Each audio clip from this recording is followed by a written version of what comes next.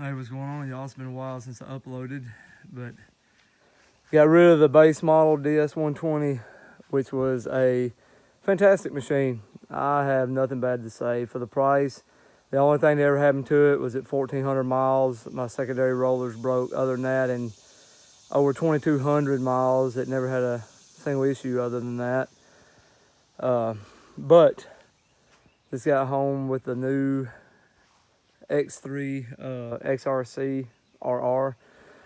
A local dealership about 2.5 hours north of me here in Arkansas. I've bought from them before. Had bought a few of these and had them incredibly priced. It's a brand new 23 leftover. Yeah, it's a 2023, but brand new. And they had them for about 8.5K off MSRP, and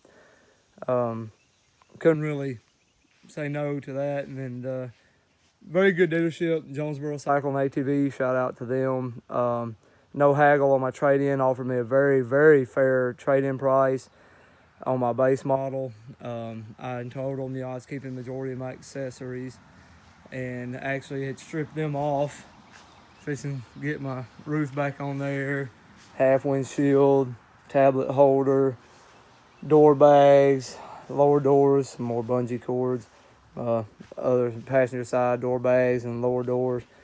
Get that all back on there, and I let them keep my side mirrors. Frankly, I wanted some newer, better looking ones, so I'll fit some reorder the side mirrors. Got to get, can't remember, it was side mirrors and a couple other things I got to reorder. The fender flares, that was one of them, and the sound bar. I'll let them keep the sound bar that was on it, 26-inch Boss Audio. But I thought it was an amazing price. They had them listed for $24.95, and I believe the MSRP on these was like $28,999 or roundabout. Correct me if I'm wrong, but I believe it's about 29,000 MSRP. So they had them on sale for $24.95. Most people that are into the sport already know all the differences, but of course, the XRC, you get the X graphics, X stitched seats, which are also softer. They're slightly nicer than the base models for sure. I mean, they're not going to be as good as aftermarket seats, but they're still nicer. XRC gets you, the reinforced front end. You get I have obviously factory installed winch, bulkhead plate, the bumper. There's not a lot of arch to the A-arms, the lower A-arms, but obviously it's some. It's better than stock, I mean, in my honest opinion. You can see there, and then you get the heavier duty guards for the arms. It helps protect the boots a little bit. Frankly, I just like having a factory installed winch. The install is obviously always cleaner than either doing it yourself normally or having an aftermarket shop.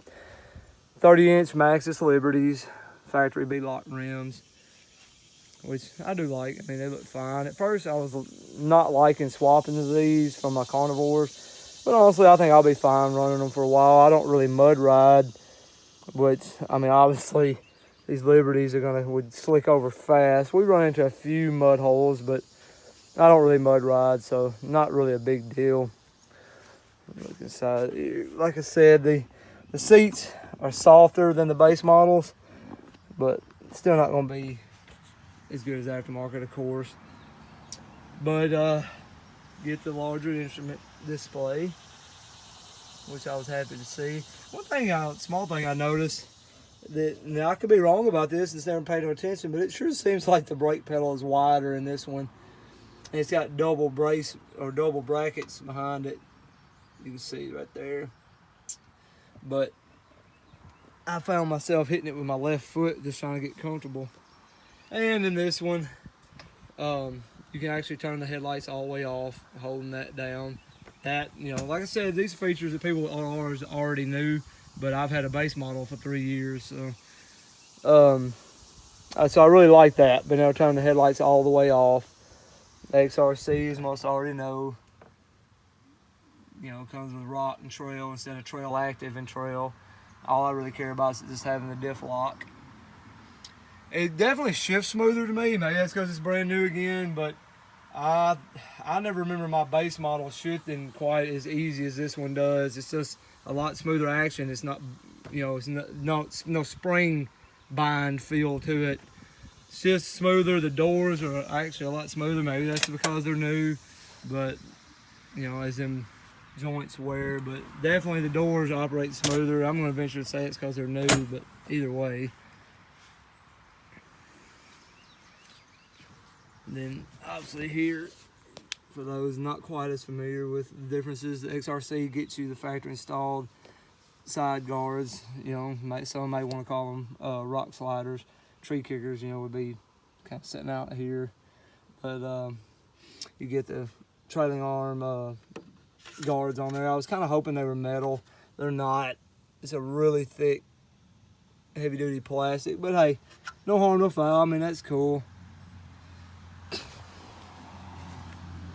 And then the lower rear radius rods have a slight arch at the start and the end.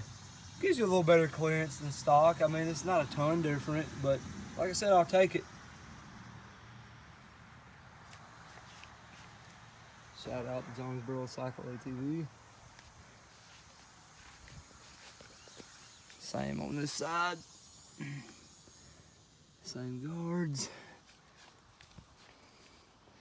I have my own break-in procedure. Everybody can do, you know, does their deal different. I pretty much have my own rule of thumb for the first 50 miles. You know, I keep the speeds a max of 30 and under, and I vary the throttle, you know, all over the place. And 50 miles goes by faster, and you'll realize that I can actually ride it like I want. But get the belt, you know, good and heat soaked. Overall, man, I love it. I like it a lot. I just got to get the other accessories ordered, and that way I can, you know, get some miles on it and start talking more about the differences that I think, you know, from the base model to upgrading to the XRC RR. As far as I'm aware, and anyone can chime in and let me know if I'm wrong, there's zero differences between the 23 XRCs and the 24s. It's got the sweet I think it's red and gray, red and metallic silver, metallic gray maybe, but there's no actual mechanical differences. So that's kind of like, I was like, well, you know, heck, can't pass up this deal. One thing I will chime in about, and somebody who might know better, you know, can help me out here. I hear a hissing sound, like a constant coming from behind the seat. And really curious what that is. I didn't know that there's something involving, you know, differences in the turbo, the tuning, the pressure, boost pressure, all that. You know, and somebody can chime in and tell me if that's normal or what I may be hearing. Like I said, I rode it 6 miles last night. Just got it home about, almost 11 o'clock last night. And that's the things I noticed immediately. The power steering in this one definitely feels a lot smoother and stronger than my base model 2022 that I had. Really smooth. Maybe again, that's just because it's brand new, but it just seems like I remember, don't remember my 2022 base DS120 feeling that smooth. Engagement, clutch engagement, I had installed in some older videos. You would see where I installed a P drive on my 22 DS120, and it definitely was a lot better than the factory QRS, but this one feels a little smoother, definitely a little smoother, engaging, you know, when you get rolling.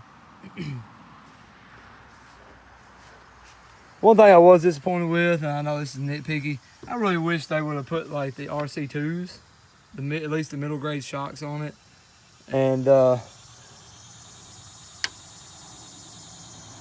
yeah, they got them in the middle setting. I'm actually gonna want them soft. Turn those back to 1. And for those that don't know, you lose 2 inches of travel going to the XRC, but I'm not exactly ramping, catching 2 or 3 feet of air everywhere I go. So I wasn't really too concerned with that. 18 inches is way more than enough for my riding style. Let's get these adjusted back while I'm thinking about it. See, firms that direction, so we want to come back. Oh, these are already 1, 2, 3, 4. The backs are already set to the softest setting. I don't know if the factory did it or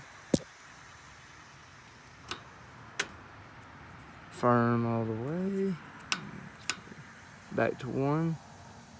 Soft. Okay. I would like to eventually upgrade to, I've been seeing the Ace seats. They look pretty good for the price. I've heard some people bash them, say they didn't last all that long, but who knows. For now, these would be good. They're definitely better than the base seats. Definitely gotta get my 2-inch seat risers. That was the other thing that I left in my other one, was the 2-inch seat risers. I don't like sitting that deep down in, back in, kind of like a Corvette. So I will be ordering my 2-inch seat risers here in a minute when I get the mirrors and the other stuff I need to get ordered. But overall, man, I'm stoked. It seems pretty sweet. This is just an initial walk around. Thoughts, I just, like I said, 6 miles. Don't really know much yet. It sounds a little deeper. I know it's same exhaust and all that, but it does sound slightly different. And but overall, I'm very pleased. I can't wait to get it broke in, get it out on the trail, and be able to get a video out of the real differences that I feel are there between this one and my base model. But as always, man, thank y'all for tuning in. Try to bring a new machine around every now and then, but gotta do it responsibly. So I'll check in with y'all after I get some more miles on it, get it broke in, fix and get my accessories back that I have back on it, and we're gonna ride it and get some break-in miles on it, and we'll see y'all later.